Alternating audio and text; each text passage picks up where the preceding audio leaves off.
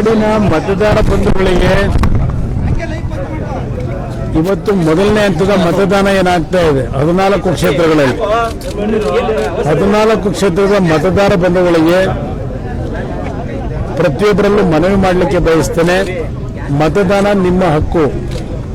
ತಾವುಗಳು ಇವತ್ತಿನ ದಿನ ಮತಗಟ್ಟೆಗೆ ಹೋಗಿ ತಮ್ಮ ಒಂದು ನ್ಯಾಯಯುತವಾದಂಥ ನಿರ್ಧಾರಗಳನ್ನು ಮಾಡ್ತಕ್ಕಂಥದ್ರ ಮುಖಾಂತರ ದೇಶದ ರಾಜ್ಯದ ಅಭಿವೃದ್ಧಿಯ ದೃಷ್ಟಿಯಿಂದ ಮತದಾನದಲ್ಲಿ ತಾವೆಲ್ಲರೂ ಭಾಗವಹಿಸಬೇಕು ಅಂತಕ್ಕಂಥದ್ದನ್ನ ಈ ಸಂದರ್ಭದಲ್ಲಿ ಮೊದಲನೇದಾಗಿ ಮನವಿ ಮಾಡ್ತೇನೆ.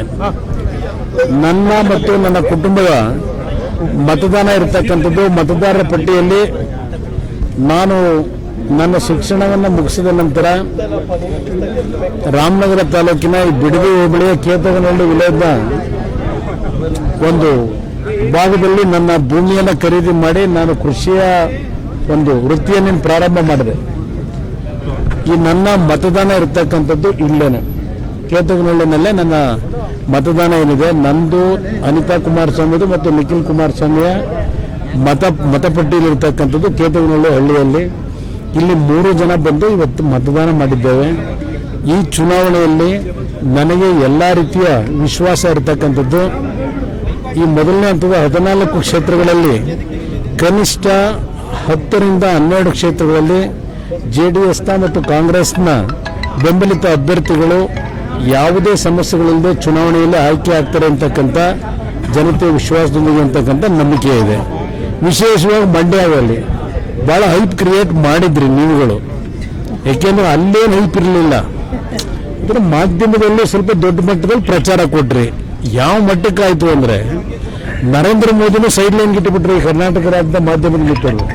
ನರೇಂದ್ರ ಮೋದಿನೂ ಮರೆಸ್ಬಿಟ್ರಿ ಕರ್ನಾಟಕ ರಾಜ್ಯದಲ್ಲಿ. ಅದರಿಂದ ನಮಗೆ ಸ್ವಲ್ಪ ಒಳ್ಳೆಯದೇ ಆಯಿತು.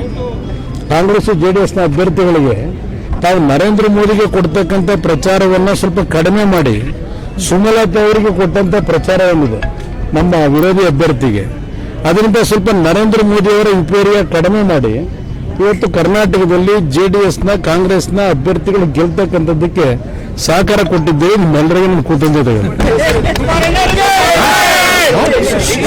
ಏನು Today, first phase of election is going on in Karnataka. I request all the voters, please go for the polling station and franchise your vote.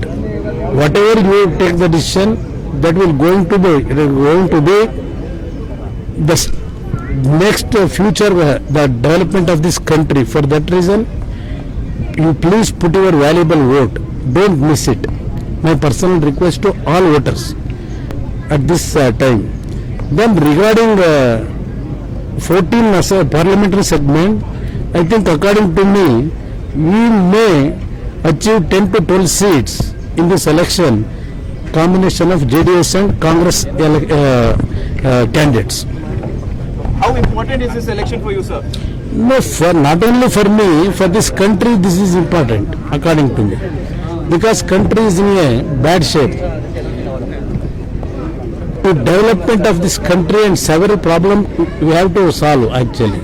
For that reason, this election is crucial for the farming community according to me, because from last 5 years the central government, they totally neglected the farming community. For that reason, we want a change to protect the interests of the farming community.